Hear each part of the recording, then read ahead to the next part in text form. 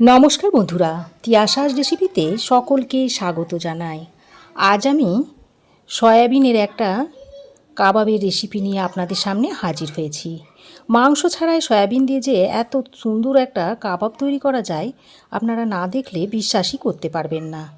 খেতে কিন্তু মাংসের কাবাবের থেকেও কোনো অংশে কম যায় না, আর বানানো খুব সহজ। ঘরে থাকা সামান্য কয়েকটা উপকরণ দিয়ে এই কাবাবটা আপনারা খুব তাড়াতাড়ি তৈরি করে নিতে পারবেন, আর খেতে তো অসাধারণ হয়। তাহলে চলুন বন্ধুরা, আর দেরি না করে রেসিপিটা দেখে নেওয়া যাক। সয়াবিনের কাবাব তৈরি করার জন্য এখানে আমি 100 গ্রাম মতো সয়াবিন নিয়েছি। এবার এই সয়াবিনগুলোকে একটু সেদ্ধ করে নেব। তার জন্য গ্যাস অন করে একটা কড়াই বসিয়ে দিয়েছি। তারপর এর মধ্যে দিয়ে দিচ্ছি পরিমাণ মতো জল। এবার এই জলের মধ্যে সয়াবিনগুলো দিয়ে দিচ্ছি। তারপর এই সয়াবিনগুলোকে জলের সঙ্গে ভালো করে নেড়েচেড়ে মিশিয়ে এই 5 মিনিট মতো সয়াবিনটাকে একটু ফুটিয়ে নেব। তো এখন একটা ঢাকনা লাগিয়ে সয়াবিনটাকে সেদ্ধ করে নিচ্ছি। তো দেখুন, সয়াবিনটাকে আমি 5 মিনিট মতো সেদ্ধ করে নিয়েছি। এবার এই সয়াবিনটাকে ছেঁকে তুলে নিচ্ছি।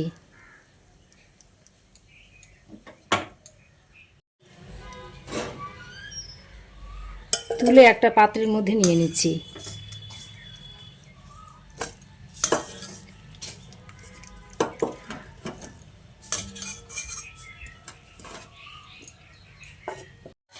এবার এই সয়াবিনটাকে 3-4 বার জল পাল্টে পাল্টে ধুয়ে নেব।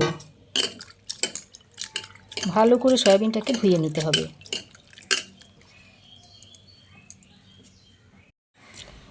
তো দেখুন, সয়াবিনটাকে আমি 3-4 বার জল পাল্টে পাল্টে ধুয়ে নিয়েছি। এবার আমি এই সয়াবিনটাকে এইভাবে চিপে জলটাকে বার করে নিচ্ছি। সয়াবিনের পুরো জলটাকে চিপে এইভাবে বার করে দিতে হবে, যেন একটুও জল না থাকে। তারপর একটা পাত্রের মধ্যে নিয়ে নিচ্ছি। এইভাবে সব সয়াবিনগুলোকে জল ঝরিয়ে নিতে হবে।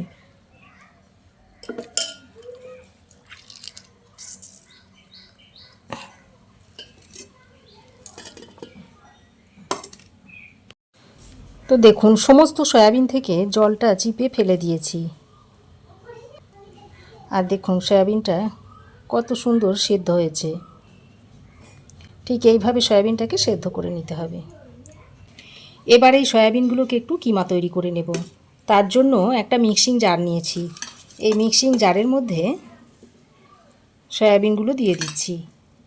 আমি দুবারে সয়াবিনটাকে বেটে নেব।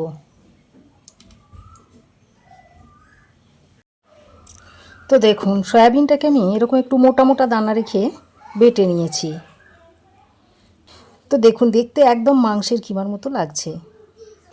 এবার আমি এর মধ্যে প্রথমেই দিয়ে দিচ্ছি পেঁয়াজ কুচি। একটা মিডিয়াম সাইজের পেঁয়াজ এইরকম একটু মিহি করে কেটে নিয়েছিলাম, সেটা এর মধ্যে দিয়ে দিচ্ছি। দিয়ে দিচ্ছি কাঁচা লঙ্কা কুচি। দিয়ে দিচ্ছি 1 চামচ আদা ও রসুনের পেস্ট। এবার আমি এখানে নিয়েছি 1 চামচ হলুদ গুঁড়ো, 1 চামচ নিয়েছি লঙ্কা গুঁড়ো, 1 চামচ নিয়েছি ধনে গুঁড়ো, 1 চামচ জিরে গুঁড়ো, হাফ চামচ নিয়েছি গরম মশলার গুঁড়ো, আর নিয়েছি একটু চিলি ফ্লেক্স, আর কয়েকটা পুদিনা পাতা কুচিয়ে নিয়েছি। এবার আমি এগুলোকে দিয়ে দিচ্ছি এর মধ্যে।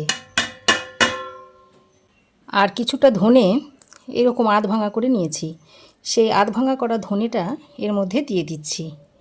এভাবে ধনে যদি আধ ভাঙা করে দেওয়া হয় তাহলে খেতে খুব ভালো হয়। এবার এর মধ্যে দিয়ে দিচ্ছি স্বাদ মতো নুন। প্রথমে আমি এগুলোকে একসঙ্গে করে ভালো করে মাখিয়ে নিচ্ছি। খুব ভালো করে চেপে চেপে মাখিয়ে নিতে হবে। এখানে কিন্তু মাখার সময় জল ব্যবহার করলে হবে না। তো দেখুন, সব কিছু একসঙ্গে ভালো করে মিশিয়ে নিয়ে এবার আমি এর মধ্যে পরিমাণ মতো বেসন দিয়ে দিচ্ছি। প্রথমে অল্প একটু দিয়ে দিলাম, লাগলে আবারও দিতে হবে। এবার বেসনটা দিয়ে আবারও মাখিয়ে নিচ্ছি। তো দেখুন, আরও বেসন লাগবে, তাই আমি আরও বেসন একটু দিয়ে দিচ্ছি।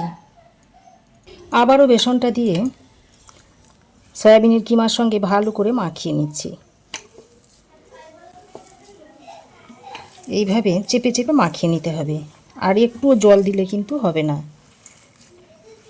বন্ধুরা, সয়াবিনের অনেক রেসিপি তো আপনারা খেয়েছেন, এইভাবে একবার সয়াবিনের কাবাব করে খেয়ে দেখবেন।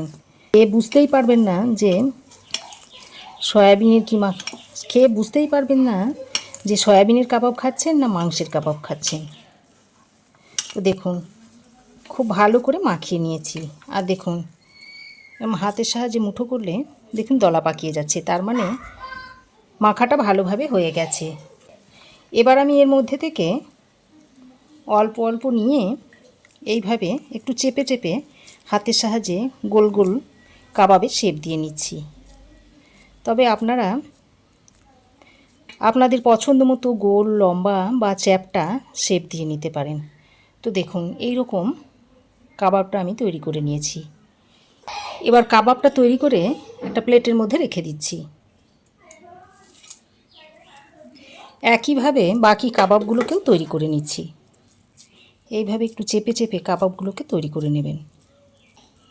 আমি মাঝারি সাইজ করে কাবাবটাকে তৈরি করে নিচ্ছি। আপনারা চাইলে এর থেকে ছোট কিংবা এর থেকে বড় করেও তৈরি করে নিতে পারেন।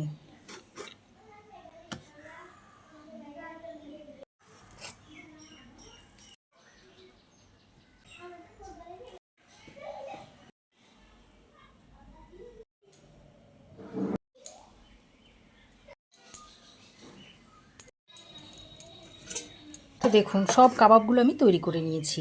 এবার আমি কাবাবগুলো ভেজে নেব। তার জন্য কড়াই গরম করে দিয়ে দিচ্ছি পরিমাণ মতো সাদা তেল। তো দেখুন, তেল খুব ভালো করে গরম করে নিয়েছি।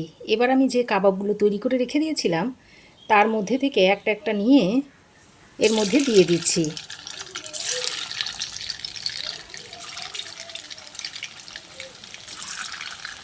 তেল খুব ভালো করে গরম করে তবে কাবাবগুলো দেবেন। দেখুন, কাবাবের এক সাইডটা ভালোভাবে শক্ত হয়ে এলে এইভাবে কাবাবগুলোকে উল্টে দিচ্ছি। সঙ্গে সঙ্গে কাবাবগুলোকে নাড়াচাড়া করা যাবে না, তাহলে কাবাবগুলো ভেঙে যেতে পারে। তাই কিছুক্ষণ পর এক সাইডটা শক্ত হয়ে এলে এইভাবে কাবাবগুলোকে উল্টে পাল্টে নেড়েচেড়ে এবার গ্যাসের ফ্লেমটাকে মিডিয়াম টু হাই করে কাবাবগুলোকে এইভাবে উল্টে পাল্টে লাল করে ভেজে নেব। মিডিয়াম টু হাই ফ্লেমে কাবাবগুলোকে ভেজে নিতে হবে। একদম হাই ফ্লেমে কাবাবগুলো ভাজলে উপর থেকে খুব তাড়াতাড়ি কালার এসে যাবে আর ভিতরটা কাঁচা থেকে যাবে, আর খেতে ভালো হবে না। তো এইভাবে নেড়েচেড়ে কাবাবগুলোকে লাল লাল করে ভেজে নেব। তো দেখুন, ঠিক এই রকম কালার ধরিয়ে আমি কাবাবগুলো ভেজে নিয়েছি। এর থেকে আর বেশি ভাজবো না। এবার আমি এই কাবাবগুলোকে তুলে একটা প্লেটের মধ্যে নিয়ে নিচ্ছি। এবার যে বাকি কাবাবগুলো রয়েছে সেগুলোকেও একইভাবে ভেজে নেব। এগুলোকেও দেখুন গরম তেলের মধ্যে দিয়ে দিচ্ছি।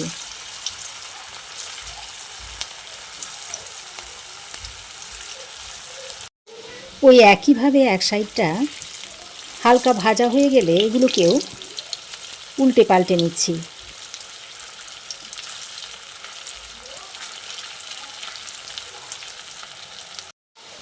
এগুলোকেও দেখুন ওই একইভাবে লাল লাল করে ভেজে নিয়েছি।